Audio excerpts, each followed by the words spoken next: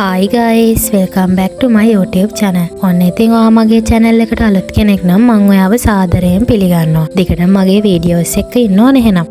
අද මම ඔයාලට අරගෙන ඇවිල්ලා තියෙන්නේ ලස්සන travel vlog එකක්. ඔයාලා දැනටම දන්නවා අපි මේ යන්නේ කොහෙද කියලා. අපි යන්නේ ස්ට්‍රෝබෙරි ෆාම් එකක් බලන්න. ගිය අවුරුද්දේ නුවරඑළිය ආපු වෙලාවේ අපි ගියේ ජැග්‍රෝ ස්ට්‍රෝබෙරි ෆාම් එකට. ඒකේ ෆාම් එක විසිට් කරන්න දෙන්නේ නැහැනේ. අපි ඉතින් කාපු පීපු එක තමයි කළේ අවුට්ලට් එකේ. ඒ නිසා අපි මේ සැරේ හිතුවා ස්ට්‍රෝබෙරි ෆාම් එකක් විසිට් කරන්න යන්න. මේ යන්නේ නුවරඑළියේ ඉඳන් කිලෝමීටර් 8ක් විතර දුර තියෙන සෙන්හෝටි ස්ට්‍රෝබෙරි ෆාම් එකට. එතන ෆාම් දෙකක් තියෙනවා. දකුණු අත පැත්තේ සෙන්හෝටි එක, වම් අත පැත්තේ රම්‍ය ෆාම් එක තියෙන්නේ.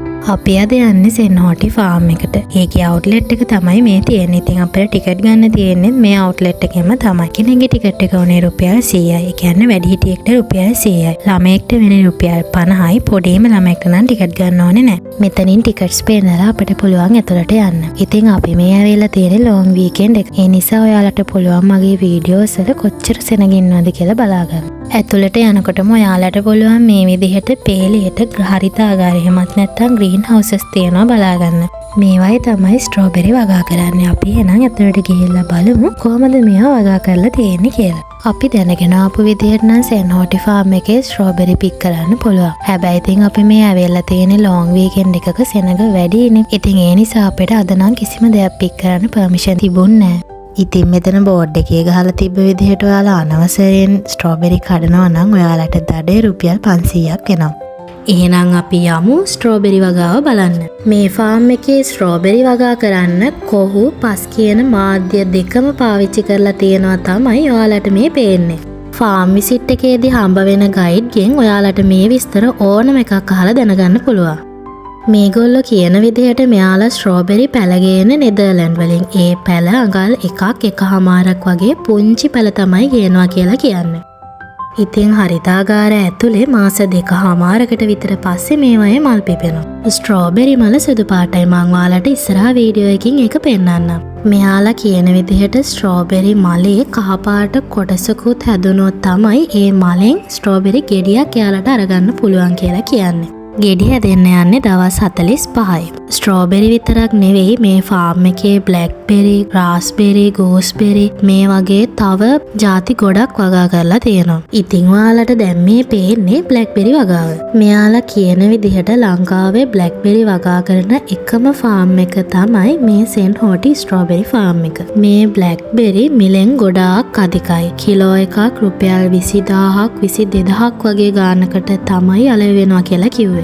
මේවත් නෙදර්ලන්ඩ් වලින් ගෙනල්ලා තමයි පැල කරන්නේ. හැබැයි නිකන් පෙනුමෙන් අර අපේ ගම්වල තියෙන ඇඹිල්ල වගේ. ක්‍රවුඩ් එක අඩු දවසක ඔයාලා එනවා නම් ස්ට්‍රෝබෙරි වගේම බ්ලැක්බෙරිත් පික් කරන්න ඔයාලට අවස්ථාව තියෙනවා. සීසන් එකට වැකේෂන් එකට වගාව ඇතුළට යන්න දෙන්නේ නැහැ. ඔයාලට මට කියන්න බැරි වුණානේ මේ එක ස්ට්‍රෝබෙරි පැලයක අවුරුද්ද මස් වෙන්න වෙන්නේ කිලෝ එකමාරක් දෙකකට අසන්න ගාණක්. ඉතින් මේ සෙන්හෝටි ස්ට්‍රෝබෙරි ෆාම් එකේ රෙඩ් විතරක් නෙමෙයි වයිට් ස්ට්‍රෝබෙරිසුත් තියෙනවා. හැබැයි ඒවයි මේ දවස්වල ගෙඩි නැහැ. මල් පිපිලා තියෙන්නේ. මේ මං ඔයාලට කලින් කියපු සුදු පාට ස්ට්‍රෝබෙරි මල්.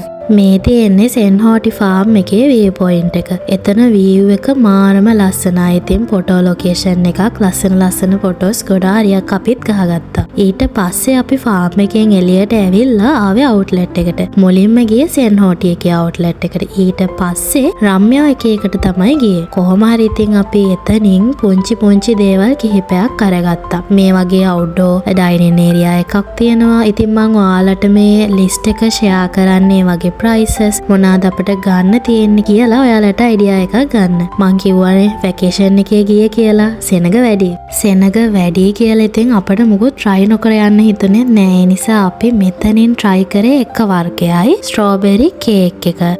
ටේස්ට් එක හොඳයි අවුලක් නැහැ. ඉතින් අපි ඊට පස්සේ රම්‍ය එකෙන් තමයි ඊටර ටික අරගත්තේ. අපි එකෙන් අරගත්තේ ෆ්‍රෙෂ් ස්ට්‍රෝබෙරි ජූස් එකයි, ස්මූති එකයි, ස්ට්‍රෝබෙරි ස්විස් රෝල් එකයි. ඉතින් ඒ වගේ රස හොඳයි. ඉතින් අපේ විසිට් එකයි මේ කෑම ටිකයි නම් ඇත්ත ඇත්තටම අපි හොඳට එන්ජොයි කළා. ඊට පස්සේ අපි දැන් මේ ඉන්නේ රම්‍ය ස්ට්‍රෝබෙරි ෆාම් එකේ එන්ට්‍රන්ස් එක ගාව. මම ඔයාලට මෙතන වීඩියෝ එක ගන්න හේතුව තමයි රම්‍ය ෆාම් එකේ තියෙනවා ඔයාලට අවස්ථාවක් ට්‍රැක්ටර් රයිඩ්ස් යන්න. ඒ කියන්නේ ඒගොල්ලන්ගේ ෆාම් එකේ මේ විදිහට විසිට් එකක් ඔයාලට යන්න පුළුවන්. මේක ට්‍රැක්ටර් එකක 12 දිනකට වගේ යන්න පුළුවන්. මට ප්‍රයිසස් එහෙම නම් ඇත්තට මතක නැහැ. මොකද අපි රම්‍ය ස්ට්‍රෝබෙරි ෆාම් එකට ගියේ නැහැ. අපිට ඒකටත් යන්න තරම් වෙලාවක් තිබුණේ නැහැ. ඉතින් අපි ආයෙත් ගියොත් වීඩියෝ එකක් අරන් එන්නම්. පේනවනේ පිටිපස්සේ ඉන්න සෙනග ට්‍රැක්ටර් රයිඩ් එක යන්න ඊළඟට. ඉතින් ඔන්න මගේ ස්ට්‍රෝබෙරි ෆාම් විසිට් ලොග් එක මෙතනින් ඉවර වෙනවා. අපි එතනින් එළියට ඇවිල්ලා